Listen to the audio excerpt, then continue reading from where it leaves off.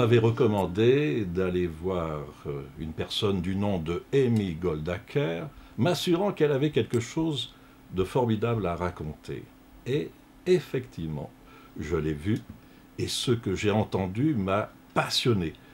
C'était tout d'abord pour faire quelques émissions de radio avec elle, mais cela m'a tellement parlé, frappé, que je me suis dit, assurément, il faut aussi en faire un film. Et c'est comme ça que l'idée de réaliser ce témoignage scénarisé m'est venue. Amy Goldacre avait un père d'origine juive, ce qui, dans l'Allemagne hitlérienne, n'était pas forcément un avantage. D'ailleurs, son père quitta assez rapidement l'Allemagne. Elle s'est retrouvée seule avec sa mère qui, elle, était chrétienne, évangélique. Elle fréquentait une église et notamment un groupe de prière. Elle apprendrait par la suite, durant toutes ces 10 années, alors qu'elle ne pouvait communiquer d'aucune manière avec sa mère, ce petit groupe de prière n'a cessé de prier pour elle et elle est convaincue que c'est là ce qui a fait toute la différence. Car si elle est revenue, c'est qu'il s'est passé pas mal de choses extraordinaires dans sa vie, comme vous allez pouvoir le voir dans le film qui va vous être présenté.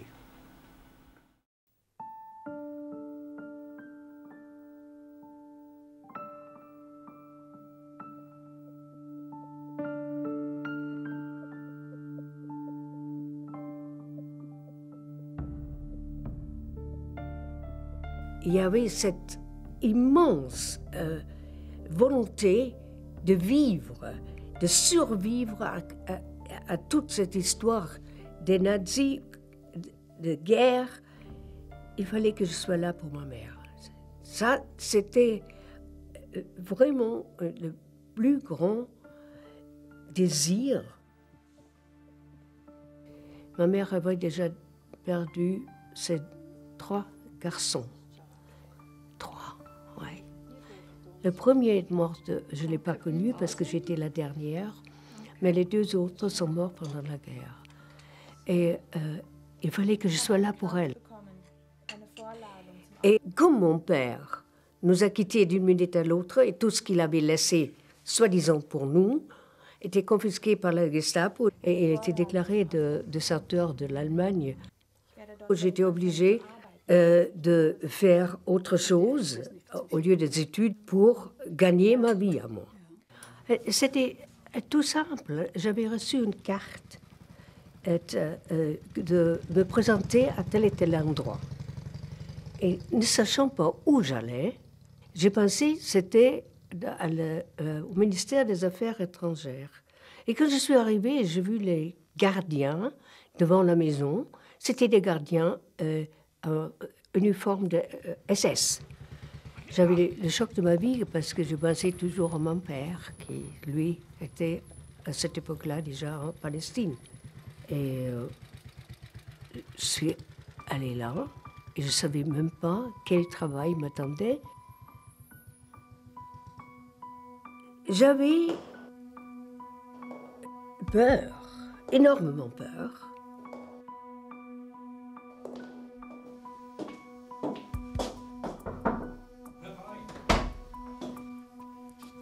Guten Tag, ich wurde vorgeladen hier zum Auswärtigen. Et j'ai pensé, il faut que je tienne le coup, si on peut dire ainsi, pour ma mère, parce que si je refuse,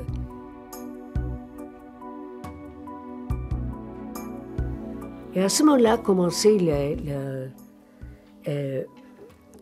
training pour devenir un petit espionne. J'avais un Leica, j'ai fait des photos, et j'ai appris à faire le morse, etc. Je suis allée à Istanbul et j'ai travaillé au consulat général de l'Allemagne où était incorporé le contre-espionnage. J'ai fait des lettres et j'ai fait la communication, la communication en morse avec l'Allemagne pour les informer des dernières nouvelles que nous avons reçu de nos agents. J'ai rencontré, entre autres, aussi un Roumain avec lequel j'avais une liaison amoureuse, et c'était au fond la raison pour laquelle j'ai été renvoyée en Allemagne. Et là, j'ai attendu comme nous tous la fin de la guerre. La fin de la guerre, d'un côté, c'était bien. Mais tout Berlin était sur un nuage de fumée. Parce que Berlin brûlait.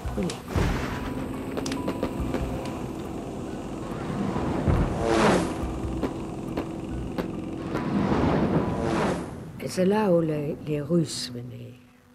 Ils traversaient le jardin avec des tanks et tout. C'était horrible. C'était une époque que j'aimerais plus revivre. Et après, c'était les Allemands qui m'ont arrêté. De nouveau des Allemands, qui m'ont vendu aux Soviétiques.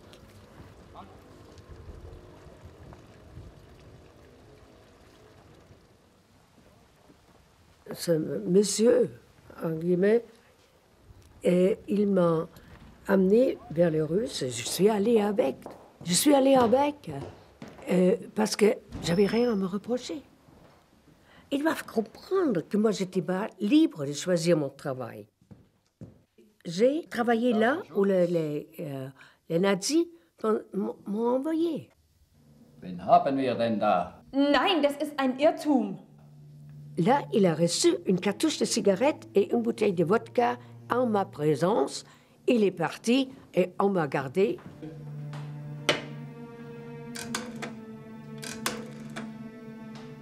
Schick die Wache. Et après, c'était la prison, et après, c'était dans cette grand désespoir dans lequel je me suis trouvée en prison, toujours cette hantise presque de vivre, de continuer à vivre, de ne pas se laisser aller. Parce que c'est difficile à se imaginer qu'est-ce qu'on ressent enfermé dans une cellule. Et comme ça, au fond, celui qui n'a pas été dans une prison ne peut pas s'imaginer une porte qui se ferme.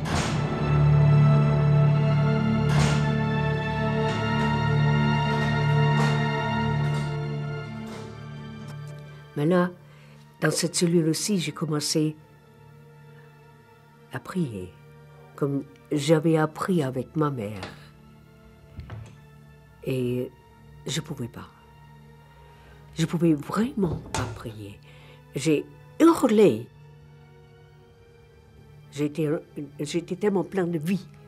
Et j'avais toujours cette rage à vivre. Et de me soumettre à la volonté de Dieu, ça m'était impossible. Et j'ai commencé à lui parler vraiment des paroles malhonnêtes. Tu me bats, mais tu peux me sortir d'ici, j'ai rien fait.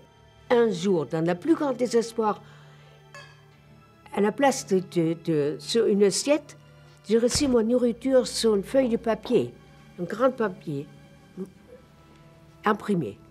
Et là, on avait mis les poissons qui étaient pourris, mais moi, j'ai seulement vu, espère, pauvre âme, espère, le jour va venir quand tu verras le soleil. Tout à coup, c'est là, espère. C'est une hymne que j'ai appris déjà enfant. Et après, plus tard, au catéchisme, que je chantais à côté de ma mère, qui était une chrétienne, dans le meilleur sens du mot. Et là, j'avais cet hymne dans son entière. Hoff, o du arme Seele, hoff und sei unverzagt. Gott wird dich aus der Höhle, da dich der Kummer plagt, mit großen Gnadenrücken erwarten nur die Zeit. So wirst du schon erblicken die Sonne der schönsten Freude. Mais là, c'est vraiment C'est quelque chose qui était si grand.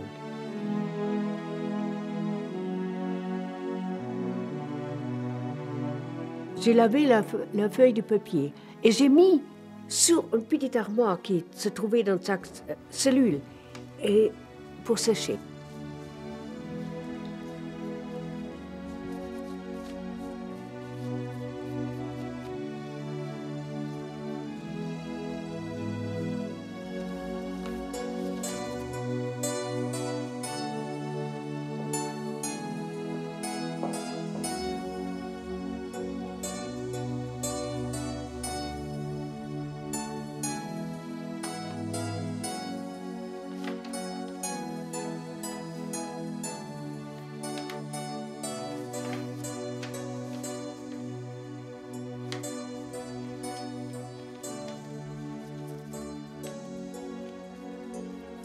Et j'ai mis dans mon ourlet.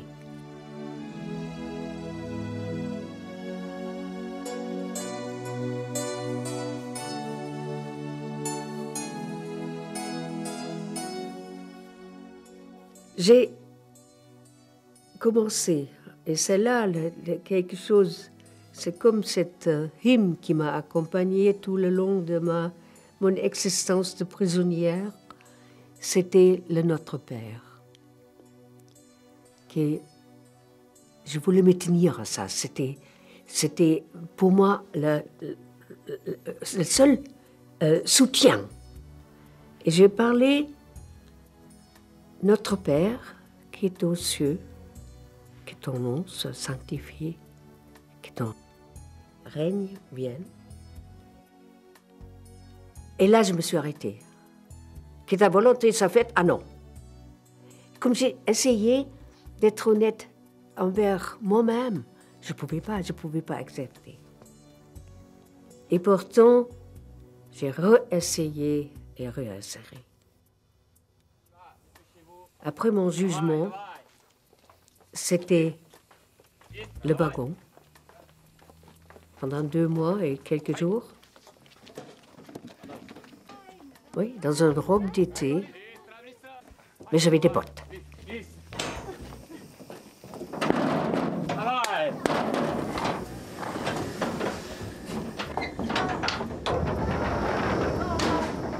Et on était transportés dans des wagons de bétail.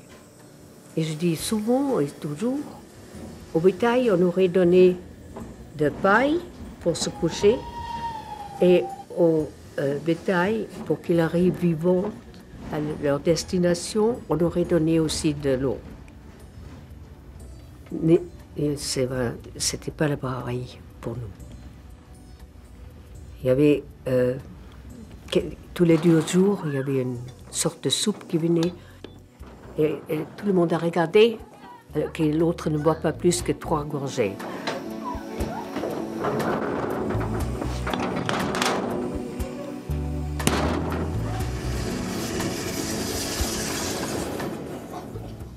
J'avais plus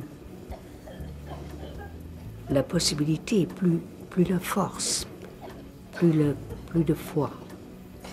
Il y avait Dieu était là. C'était l'enfer.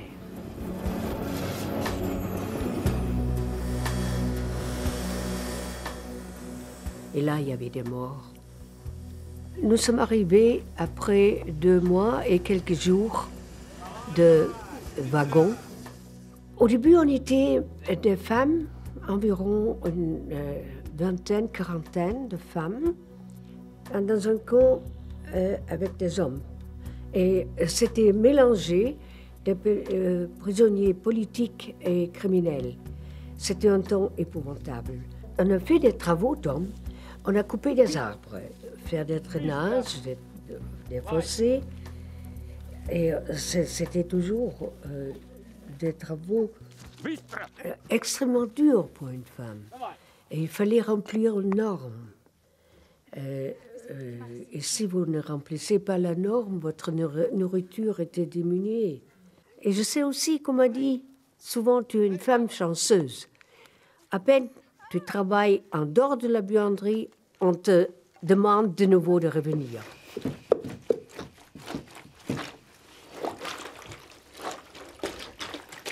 mal gucken, bitte, ob das Wasser richtig kocht?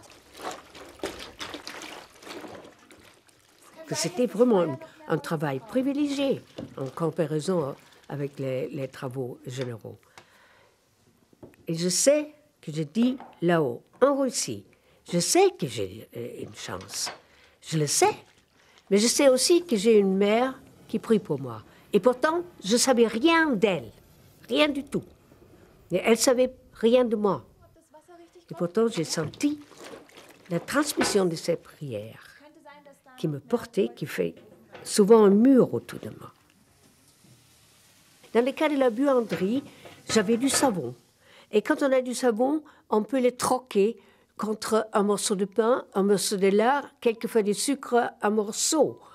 C'était vraiment quelque chose de très lucratif, avoir une occupation, ou un travail plutôt, dans la buanderie où il y avait du savon. Notre grande maladie à nous tous, c'était la faim. Et encore une fois la faim. Et quand on a reçu quelque chose d'extra, c'était des grands festins. Et une fois, j'ai reçu un pain entier. C'était caché dans un vêtement pour la buanderie. Et j'ai pris ça et je suis rentrée avec ça pour partager avec tous les autres. Et c'était maintenant, je pense, c'était presque comme une sainte scène. Mais je ne pouvais pas manger seule. Parce qu'on m'a dit aussi, mais pourquoi tu partages tout? J'ai dit, mais je suis fait comme ça. Je ne peux pas faire autrement. Et je sais, une fois, j'ai donné mon dernier morceau de pain à une femme qui avait tellement faim. Et le lendemain, j'ai reçu deux. Ce sont des choses merveilleuses. Ein ganzes Laib Brot. Ein Wunder. Das ist wirklich ein Wunder. J'ai rencontré d'autres personnes des prisonnières comme moi, qui elles aussi cherchaient de faire vivre leur foi en Jésus dans les camps. Mais là, dans ces petits groupes, on a prié. Mais malgré tout ça, cette prière qui est d'une plus grande importance pour moi, parce que j'ai essayé de faire cette prière déjà en prison et je n'ai pas réussi parce que c'est dit « ta volonté soit faite ». Mais quand j'ai pu lui dire, c'était un moment fantastique, vous voyez, c'était une nature, la toundra. C'est un spectacle fabuleux jusqu'au moment où le soleil, qui se faisait si rare pendant tout ce mois d'hiver, tout à coup, le soleil ne se couche plus. Et là, ce sont des spectacles fantastiques. Et la toundra est d'une beauté avec le soleil de minuit. C'est quelque chose d'inoubliable. Quand je me suis aperçue que j'étais vivante et j'étais capable d'apprécier la beauté de cette Russie du Nord, cercle polaire. Quand j'ai vu tout ça, j'étais remplie de gratitude. Et j'ai essayé, réessayé, pour la maintes fois, cette prière qui unit toutes les chrétiennes. Et j'ai pu lui dire, et ta volonté soit faite. Et pardonne-nous nos offenses, comme nous aussi nous pardonnons à ceux qui nous ont offensés. Et j'étais libérée de toute ma révolte, de toute mon haine que j'ai ressentie comme tout le monde. Vous savez, quand vous êtes jeune et vous êtes en prison, vous vous révoltez contre cette injustice. Et avec c'est un grand mot, avec la grâce qui m'était donnée de pouvoir continuer cette prière, et j'étais libérée. Libérée. Tout en étant prisonnière, tout en étant encore obligée d'attendre plusieurs années avant ma libération d'extérieur. La libération d'intérieur, je l'avais au moment quand j'ai pu prier le Notre Père. C'était une libération qui est très difficile d'expliquer parce que combien de fois après cette expérience et après que j'étais libérée aussi d'extérieur de prison, combien de fois j'aimerais encore avoir cette grande, immense liberté intérieure. J'étais tellement moi-même et j'étais tellement en relation avec Dieu que quelquefois après dans ma vie, ce n'était plus tout à fait la même chose. Je dirais jamais aller en prison pour trouver Dieu et Jésus. Ça, c'était exclu, je ne dis pas. Mais pour moi, c'était le chemin de trouver Dieu et Jésus et le pardon.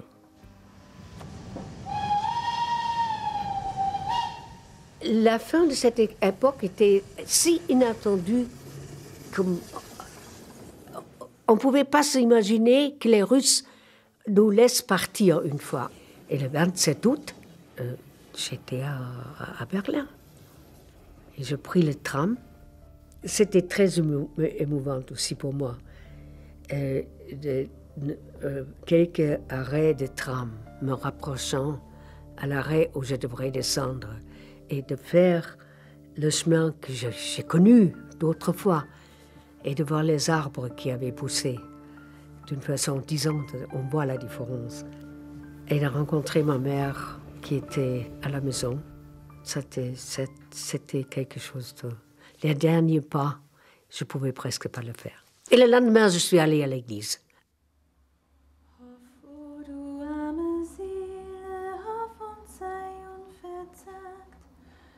Gott wird dich aus der Höhle, da dich der Kummer plagt, mit großen Gnadenrücken erwarten nur die Zeit.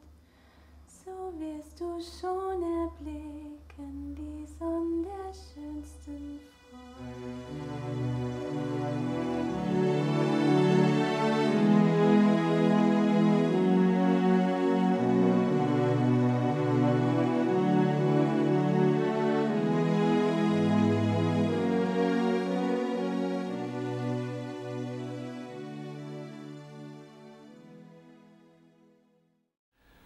De temps en temps, j'ai l'habitude d'aller sous un sapin, dans la région du Val de Travers. Et pour quoi faire ?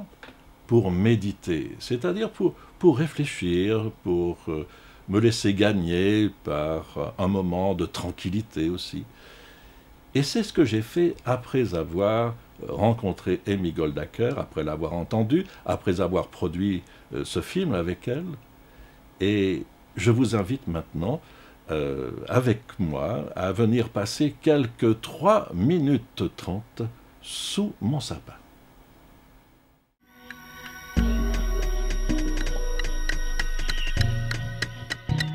Toutes ces scènes de violence à la télé,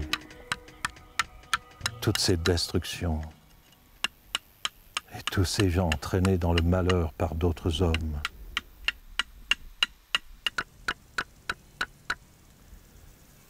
Mais nous le savons, la haine dans le monde, ce n'est pas du cinéma. C'est que trop la réalité qui accompagne l'expérience humaine. Que penser? Que dire? Jésus, dont la vie et les paroles ont de quoi provoquer notre curiosité, disait « Malheureuse humanité, où on détruit tant de potentialités humaines. Malheur à celui qui est la cause et le réalisateur de telles destructions. »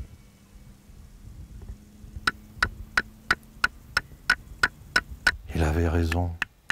Supprimer la vie, non, non, ça ne peut pas apporter le bonheur à l'homme. L'histoire fait la démonstration de la pertinence de ces paroles. Après coup, on dira ce qu'il aurait fallu penser avant. C'est absurde.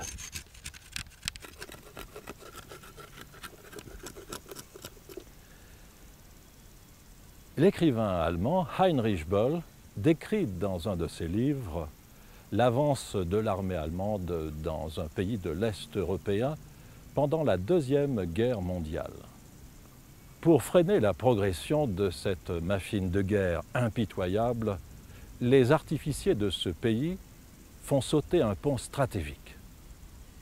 Les Allemands font pression, finissent par passer et occupent tout le pays. Ils reconstruisent alors le pont. Quelques années après, le vent de l'histoire et de cette guerre meurtrière tourne enfin. Les Allemands battent en retraite et pour retarder l'avance des Alliés qui les poursuivent, à leur tour, ils font sauter le pont.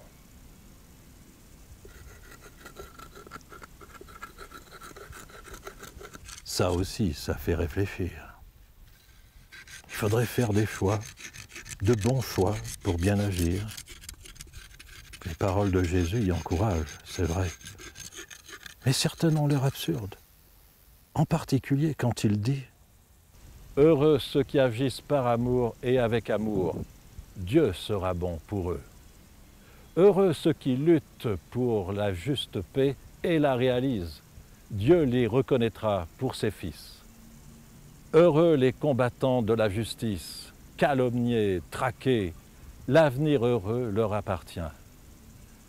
Je vous donne le pouvoir d'être heureux, même quand vous serez insultés, dénigrés, persécutés, à cause des actions que nous réalisons ensemble. »